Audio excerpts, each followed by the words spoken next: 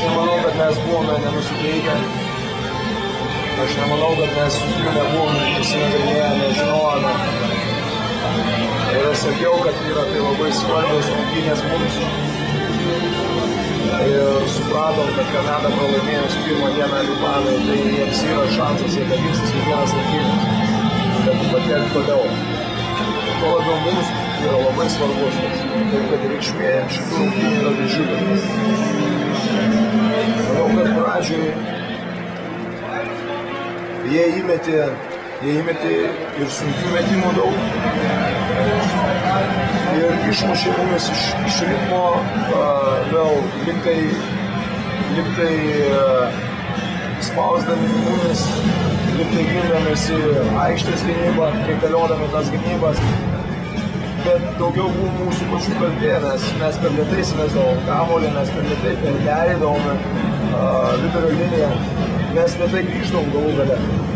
Net tie greičiai buvo. Vėl ta pati problema buvo su kamuoliais, nors apkalbėjome, tas buvo akcentuojama pradedant nuo vakar rungtynių, pasibaigus vakar rungtynėse. Ir tos atkarpos, jie turi metimus, jie pataikė ir, kaip pasakyti, o mums buvo tai jo dar viena iš milijonų dienų. Aš tikiuosi, kad negalime steigti. Mes esame tikrai, turime daug gerų metimų.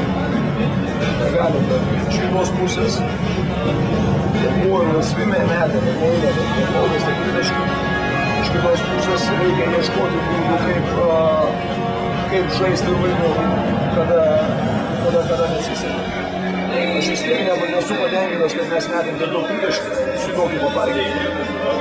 Mes turėjom žaisti viršliau, mes turėjom daugiau atakuoti baudos aikštelėje.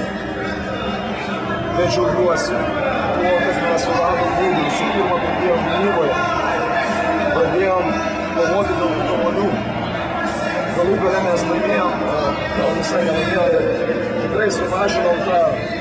Mes 13 polių nusėmėm, jie 12 po mūsų, šis bendra 40 laimėjome kamuolį.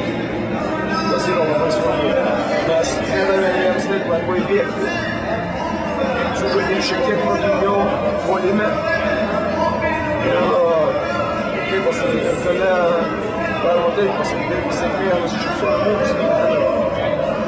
Čia ir žinomas sėkmės. Aš manau, kad mes galime kitos pergalės.